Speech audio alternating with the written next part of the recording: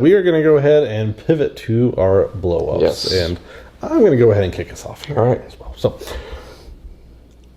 I'm going to apologize to my buddy Andrew right off the bat because I am going to give it to Honda right here. First off the bat, because their preeminent vehicle, the one that you always knew Honda for at this point in time, is the Accord. And the previous generation Accord was something that was actually interesting. It had character. It had a 2-liter turbo. You could potentially get a 6-speed manual with it too. And so now Honda has basically made a new Volkswagen Passat. Ooh, Snorefest. Yeah, Snorefest. And we know Volkswagen right now is making nothing but snooze-fest vehicles. And so Honda's like, what a great idea. We're going to do that too with the Accord. Look how well it's going for Volkswagen. Yeah, so we're going to go from something that had character and was interesting and unique, especially in that segment. It did, yeah. To something that is just bland. Bland. Like, I mean, literally, if you see this car, I'm proud of you. Because most people will not even notice it. No, it totally blends in. It's like the car that companies use on insurance, like ads. Yeah. Like, this is the blank car. Yeah. It has no personality. Nothing. Yeah. And if you were like, hey, AI, can you imagine me a 4-door sedan? Yeah. That. It's true. It's true. Yeah, that.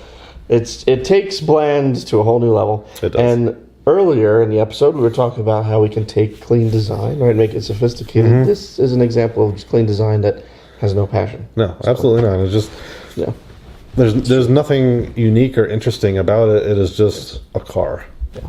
And if that's what they're going for, they achieved it, but I really don't think that's really the vision that they had for the new Accord. Especially when you look at its contemporaries like the Camry, like the Sonata, even like the Kia K5.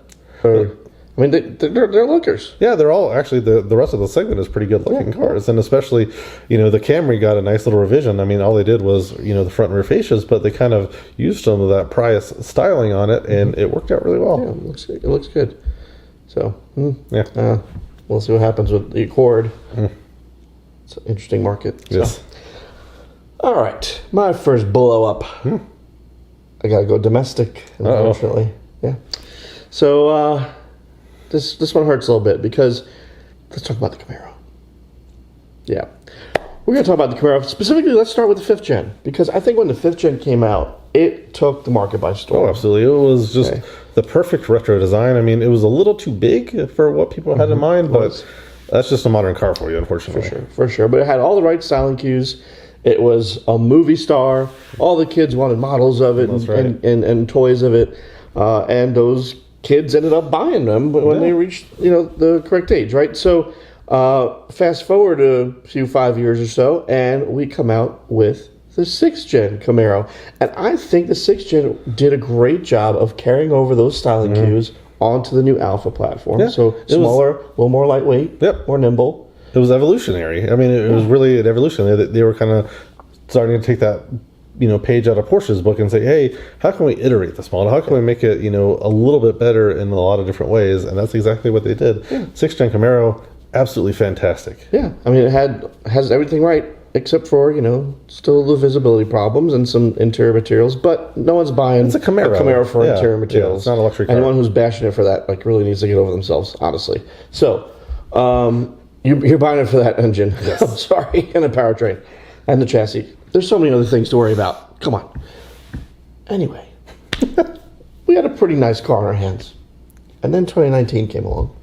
And someone deep inside the bowels of the Renaissance Center, and I say bowels, said, you know what? Let's take this great looking front fascia and let's smack it over the face with an ugly stick. Yes. Literally. And then push it out of the ugly tree and let it hit every branch on the way down. I mean, the schnoz on this refresh was so bad. So bad. It was almost immediately refreshed again. Where was the bow tie on that? It was like down somewhere low, like the lower air dam. Yes. It was just the stupidest design. Like I hate to use that word, but it's horrible. It was the dumbest design. I don't know who was in charge of designing that, but they deserve whatever happened to them. Hopefully they're not still. Yeah, hopefully they're no longer at General Motors, but that was just a massive miss. The fact that went through enough committees and focus groups and things of that nature for them to say, this is a great idea. People are going to love this Camaro. It was almost universally hated. Universally I can't think hated. of anyone that really liked it. Nobody, It was like, nobody wow, liked this it. looks great. Yeah. No one liked Because it. it looked terrible. So, and I think it kind of helped start hitting some nails in the coffin for that Camaro, because obviously it's dead now. Yeah, and you know, the revision wasn't. It was an improvement, but it wasn't still great. Like, I mean, really, the best revision they could have done was just say, "Oh, let's just go back to the 6th gen." Right. Yeah, they could have done that. Right. Let's go back to the original. So yeah, I think that was really one of the worst reworks of a front end I've ever seen. Yeah. So Which was reason enough to buy like the newer ZL1 because it kept the old exactly. front end. Yeah, that poor SS. Yeah. Sorry. Oh. All right. Next up on my list is a really low-hanging fruit. So I'm sorry, but I'm going to bring it up, and we'll only talk about it briefly because we've talked about it before. Alrighty. But I cannot let it get away from being on my list because it deserves to be there. And I'm going to, of course, talk about the 2021 BMW M3 and 4 Series. Ooh. This was the car that has the beaver, bucktooth, whatever you want to call it, nose, the giant kidney grills, and then the rest of the car is just milquetoast. Yes. The sides, the rear look like it could be off of a Lexus. The sides are just, there's nothing that stands out. And then the front is just absolutely hideous and hits you over the face. Yeah, there's nothing compelling about it. No. So, I know some people have said that the G80 has grown on them. I am not one of those people. I know Jordan's not one of those people. We still can see with our eyes. Some other folks may have, you know, started to see some of the more recent BMW abominations and said, "Hey, that doesn't look so bad now." And maybe there's some truth to that, because compared to some of the newer BMW offerings, it actually doesn't look as bad. But if you look at it in a vacuum by itself, yes, it looks still objectively bad. Sorry. Yeah, it does. There's again no reason for it, but hopefully things will start changing. Yeah, again, you know, we've talked about the fact that, you know, the head of BMW design is moving over to Rolls-Royce, and so they brought in some new designers, you know, from Polestar, and moved a guy over from Mini, and so maybe these guys will kind of start to put together a new vision for BMW. They got new class coming out as well, and so maybe they can take all of this into something beautiful again and classic and elegant that we know and love from BMW and got for so many years, up until only just recently. That would be so nice. Yeah. That would be so nice.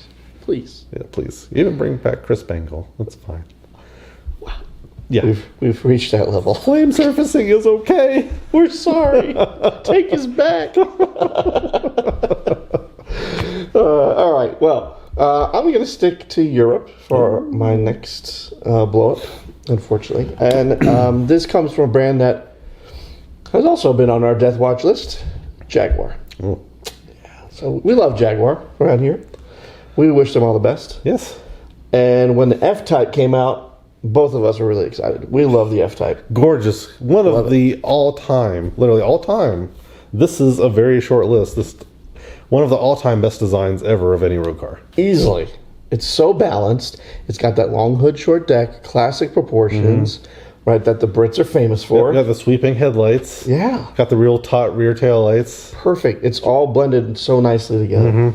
And then 2021 came, and they said, yeah, we really love how balanced this looks. Let's take the front end and just destroy it. Yeah. Let's do that. Squash it. So, yeah, we took those headlights, and we just kind of went like this.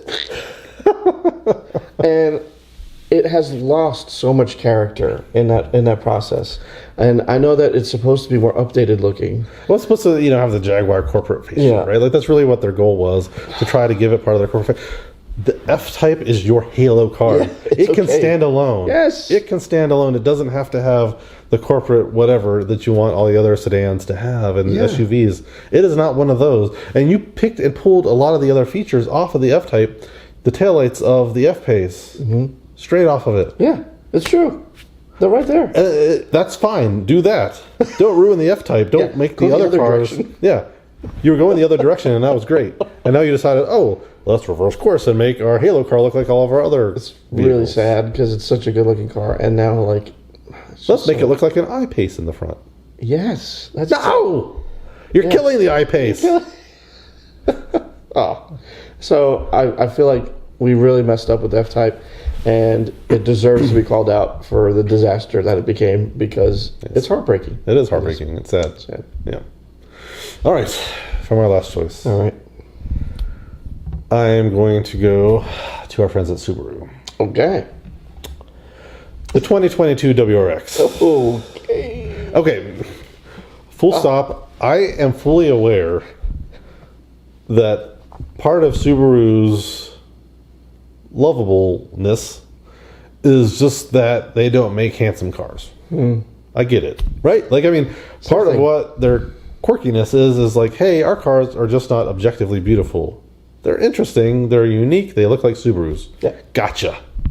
However, why did you put cladding on the wheel arches of a WRX? That goes on a Crosstrek. You did that. You had it already. You did that. I don't understand it. Everybody hates the cladding. Nobody likes it. Some people are like, oh, you can paint it. It doesn't look so bad. It looks like painted cladding. Mm-hmm. It does. And then you put it like up half of the back bumper? Ah! That's awesome. Subaru. What are you thinking? Yeah. This is just a terrible, terrible design. Again, not supposed to be a handsome car, but you just made it worse. Yeah, it's clunky and it just does not flow. No. It doesn't. Just because a car is a rally car doesn't mean it has to be ugly. Yeah, exactly. It doesn't have to be. You can make it look nice. Yeah. Look at the Lancia Stratos. I know that's a really high bar, but come on. We can get somewhere in the middle. Get somewhere in there. 2022 WRX Stratos.